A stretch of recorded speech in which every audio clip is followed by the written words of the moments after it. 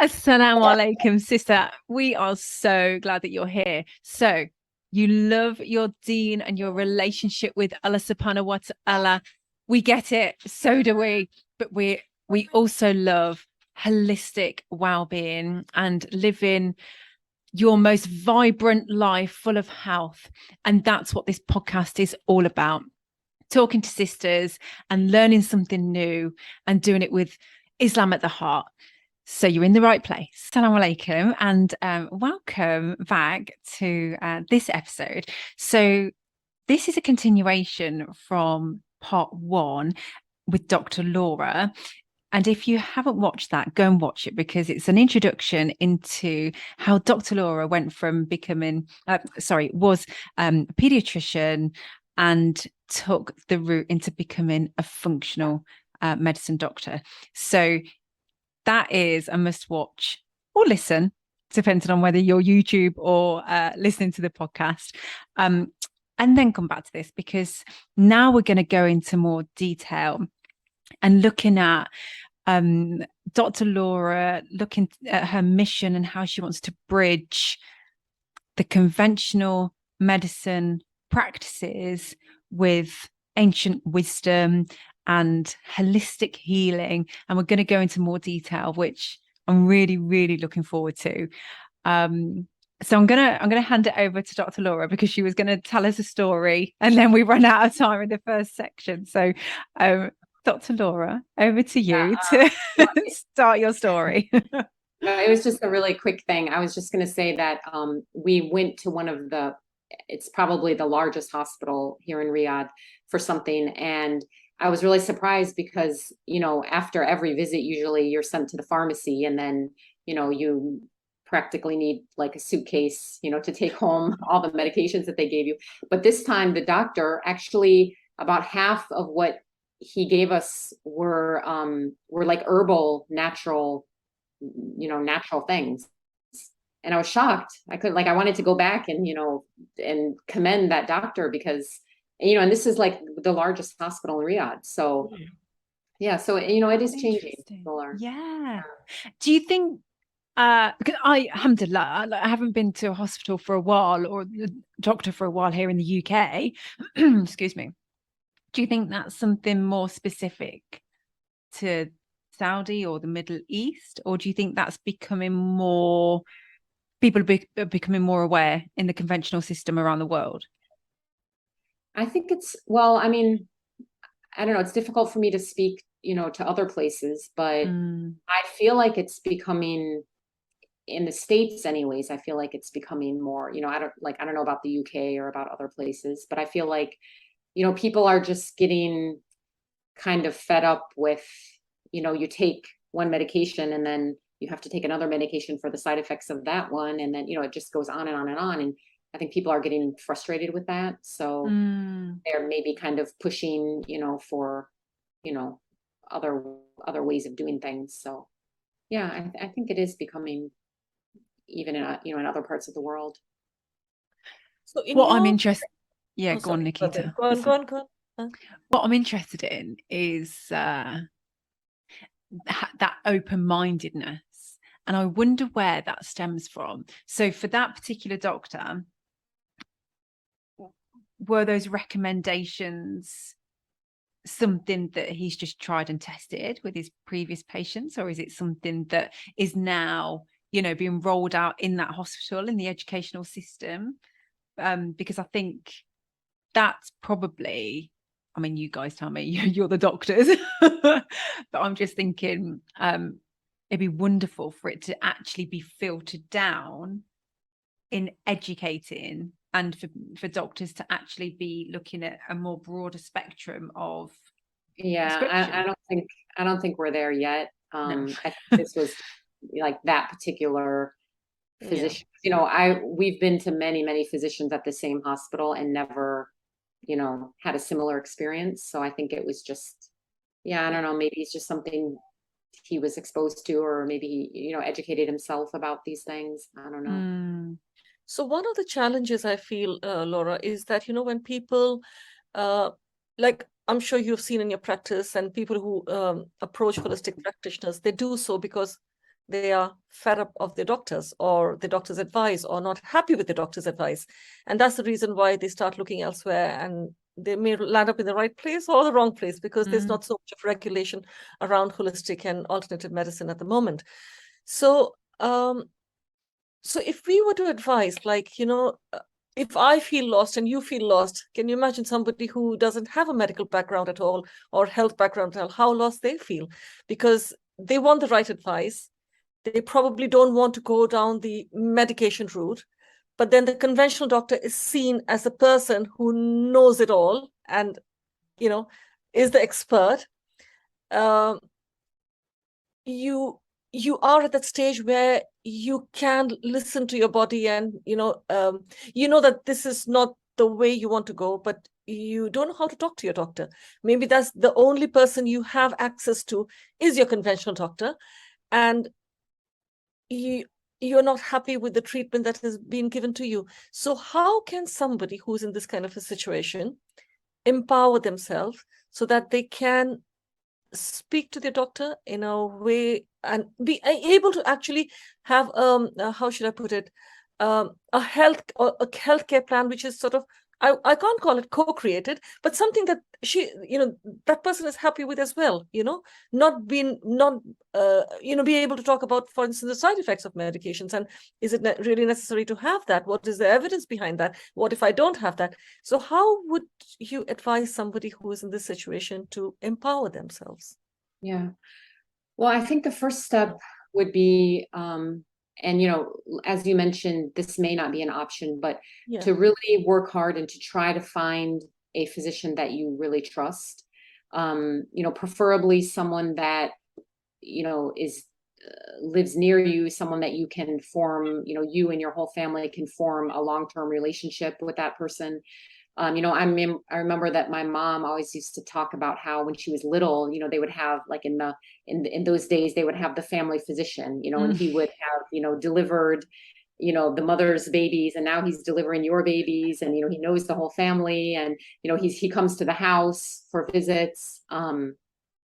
Although, I wouldn't want to completely take that model, because my mom told me that every time he would come, no matter what the doctor came for, they would always end up getting a shot of penicillin in the rear end. I like every single visit. So, we don't want to take this model, 100%, but, just this idea that you have this family physician, he knows everybody, he knows the family history, he's almost like part of the family, So I think there's a lot of value in that. So if you can find someone that you can have that kind of long-term relationship with, whether it be, like we were talking about, functional medicine, a functional medicine doctor, an integrative medicine doctor, a naturopath,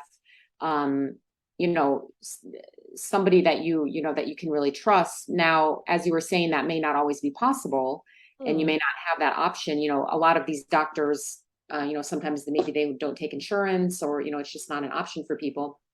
So then I think the next step would be getting used to asking questions relentlessly to your physician. So, there kind of used to be this traditional idea of, the doctor knows everything, and we need to just blindly follow everything that the doctor tells us. He or she knows better than us.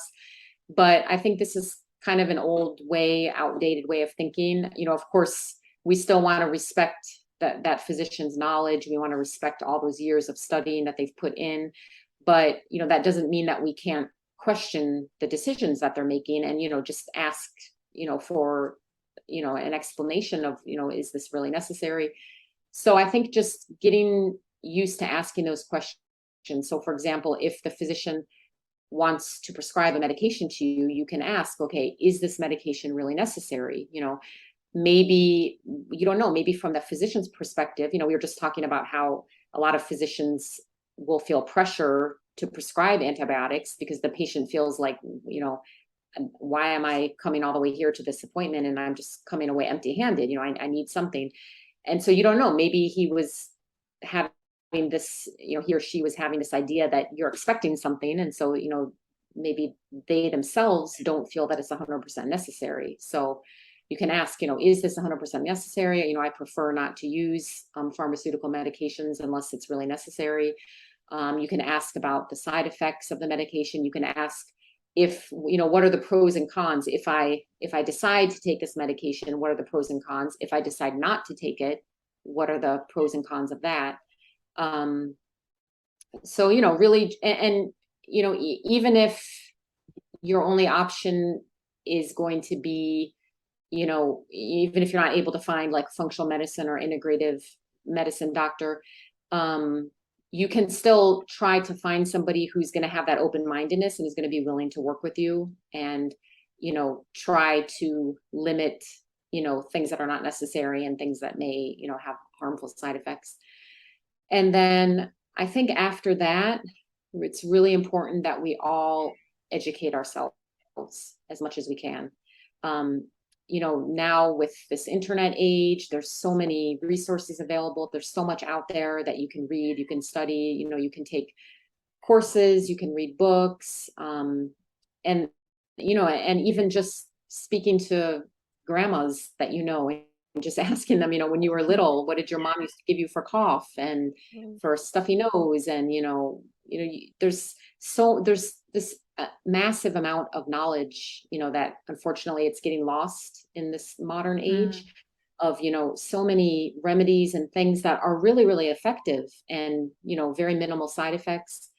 So I would say just trying to educate yourself as much as you can. For example, you can educate yourself about herbal medicines, and you can have your own, kind of do it yourself natural medicine cabinet at home. You can have black seed in there and raw honey and herbal teas, licorice root and sage and ginger. And, there's so many things that they're easy to find. They're not too expensive.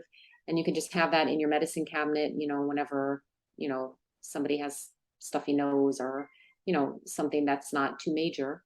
So I think just education is really the key, like kind of taking control of your own health. At the same time, you're still respecting that knowledge that your physician has, but you're taking an active, you're an active participant in, your own health.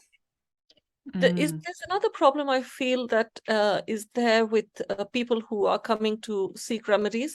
For obviously the people who are really aware and they know of the side effects of drugs and they've decided to go down the alternative route, they're already mentally prepared that whatever they try is going to take a little while, and they're happy to wait it out because they don't want the side effects of the drugs. But there's another subgroup of people who want a quick fix. And this is where sometimes the problem lies, and they think that it's with physicians and patients alike, I think, that it's a fever and they just want the fever to go and that's it. It doesn't matter what caused the fever. It doesn't matter, do you know what I mean? So the root cause of anything, really. So again, education, I suppose, is key.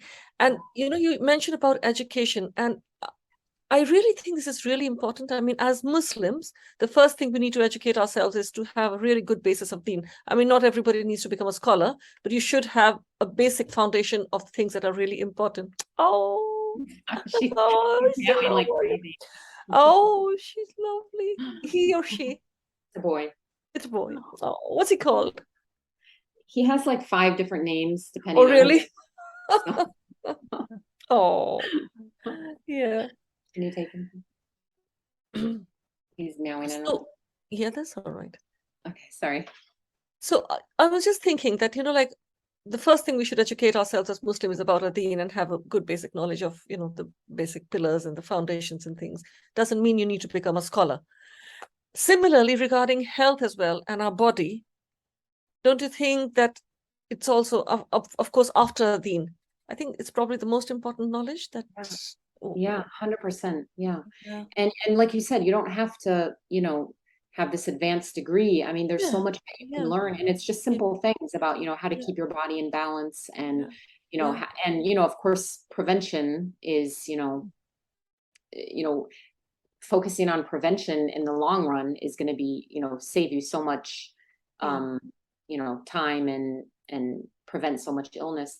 And what I think what you said, Nikita, is really important about how people, I think this is an unfortunate side effect of the pharmaceutical industry, is that with many pharmaceuticals, you do see that instant relief, you know, and so people get used to that. And so with the more natural remedies, you know, like you mentioned, it takes time. And, you know, if you think about the natural remedies are really what they're doing, they're not just a Band-Aid over the side effect, or I mean, a Band-Aid over the symptoms. They're actually, you know, trying to put the body back in balance so that the body, you know, Allah has given our bodies this amazing capacity to heal from anything, you know. Yeah. And so these natural remedies are just allowing the body to come back in balance so that, you know, your body can do the work and your body can, you know, get back into balance.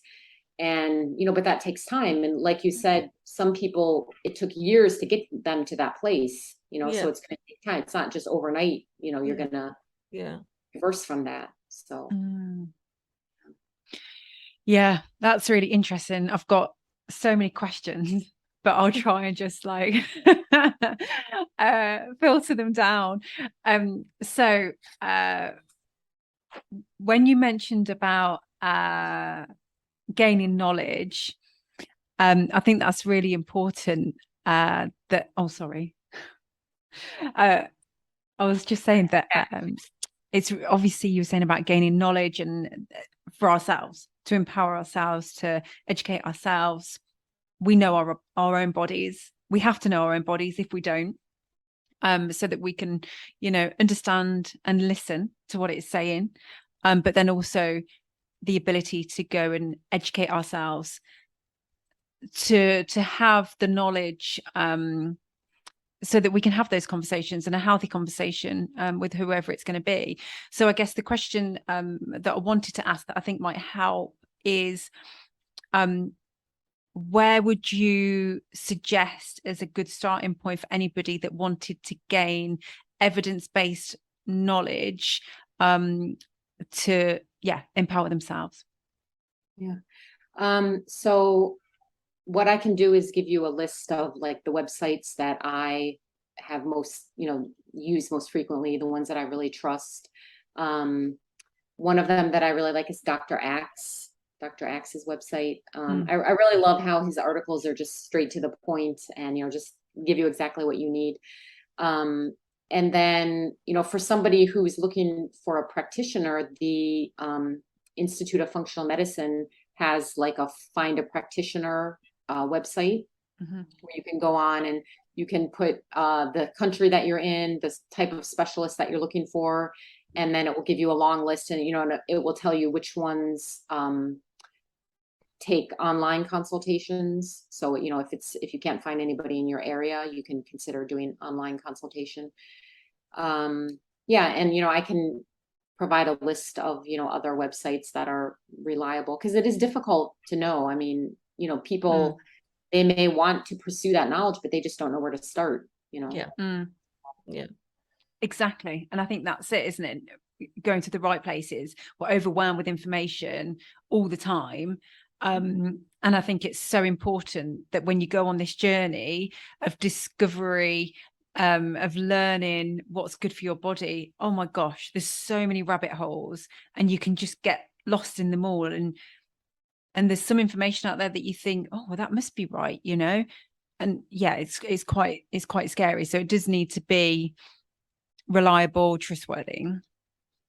I think it's not everybody knows everything. What Laura said earlier was so important, isn't it? Because even we are both sort of from the conventional medicine. I don't claim to know everything about gynecology at all. Not at all. Yes, maybe I know more than the average person, but there's a limit to my knowledge. There's a limit to everybody's knowledge, you know?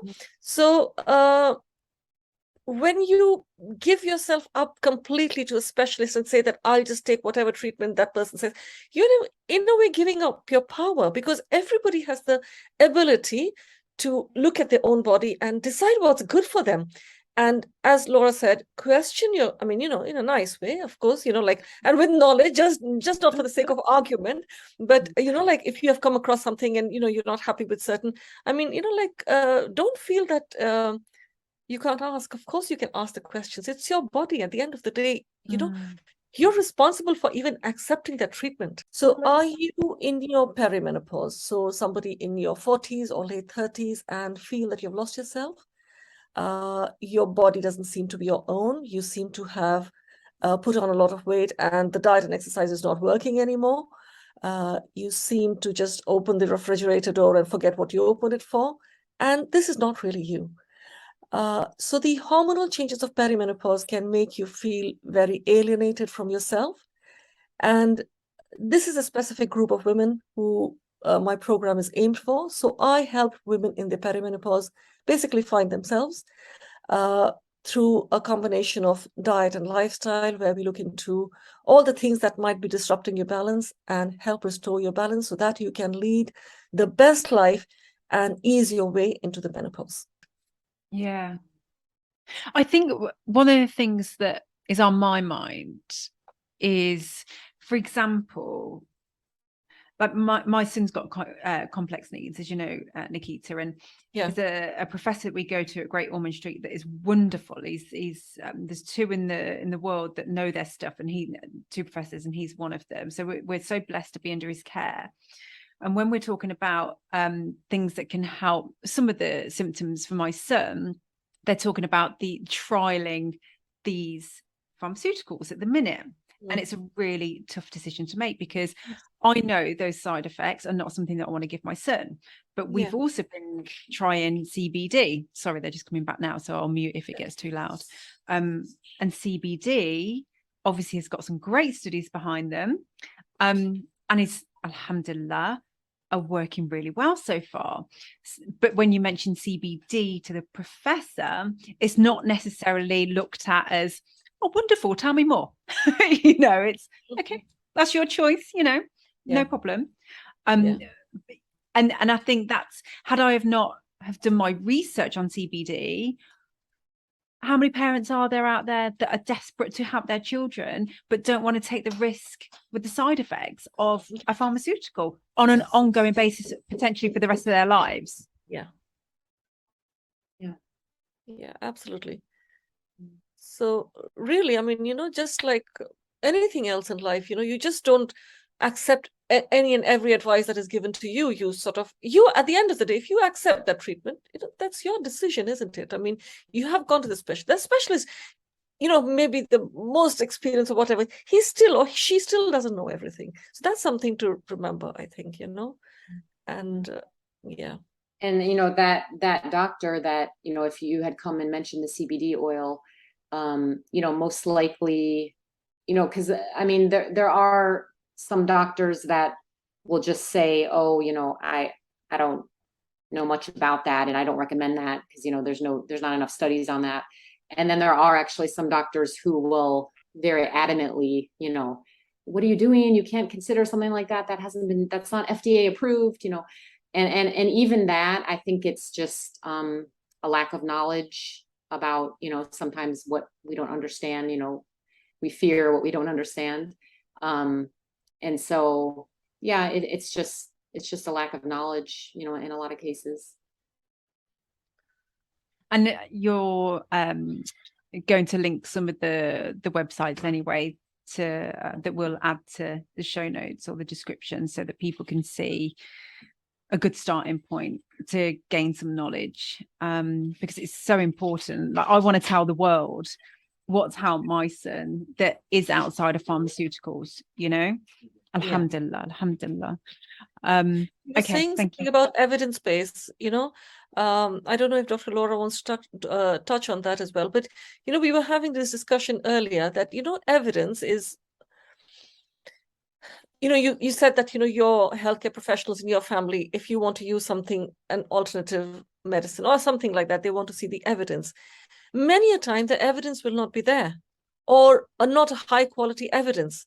So even when you talk about evidence-based medicine, which is a fairly newer concept, isn't it? And now everybody, whether they understand the evidence or not, everybody's talking about evidence-based medicine. Mm-hmm. So, if you could link the talk that I sent to you on the group earlier, that will be it's a real eye-opener. It's very relevant to what we're talking to at the moment.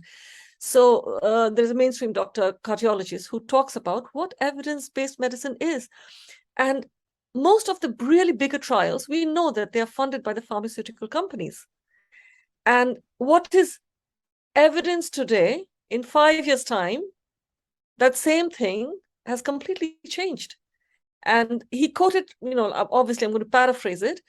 He quoted somebody very well respected in the medical world who talked about evidence-based medicine. He said, whatever you taught in medical school, 5 years on, 50% of it would have changed. The only problem is you don't know which 50%. So you can't take it as, this is written in gold and this is the standard and it can never change, especially with pharmaceuticals, because we come to know about side effects years on. I mean, the classic example is, a medication that was used, silbestrol, and that affected the unborn fetus who went on to have defects. And that took so many years for the correlation to occur. So, so that's about pharmaceuticals. Now, if you're talking about evidence-based base for natural holistic treatment, I want to ask you, why do you need the evidence? Because this has been tested over years of time. Like, for instance, people have a problem with, I don't know, so many things. I mean, I can't think off the top of my head of an example. We talked about herbal teas or whatever. These have been used for years. Why do you need evidence for that? Yeah, don't make claims. Don't make claims. Don't say that if you drink this herbal tea, your diabetes will get better. Don't make those claims. But, if it is seen to improve the sugar control in a few patients or whatever it is in a very small trial, okay, that's not really good evidence, but you can still use it. It doesn't have any side effects. It's been tested for so many times, for so many years. You know what I'm saying? So, yeah. And I love that, and that's why I also love when Dr. Laura said about she'd studied prophetic medicine, because even just reading some of the books that I've got, fine, fair enough. If the conventional medical system or the more holistic approach to medicine hasn't evidenced it, that's okay. Allah has, or the Prophet sallallahu alaihi wasallam has, or we've got hadiths to back that up, with fenugreek, with honey. So we know we've got the most beautiful evidence. And I love that about prophetic medicine. Mashallah. Yeah. I think that 99.9% of human history, the evidence-based medicine was, what great grandma says about, what's the best thing to take. And I don't think that knowledge should be belittled, because that knowledge is centuries and centuries and centuries of, of people trying it, trial and error, trying different things, so that I think that's really valuable knowledge that we're just dismissing, for needlessly. I agree. Sorry, I've gone on mute because as you can hear, my little one is back. Okay, great. So was there anything else that you wanted to cover off that might help some of the listeners?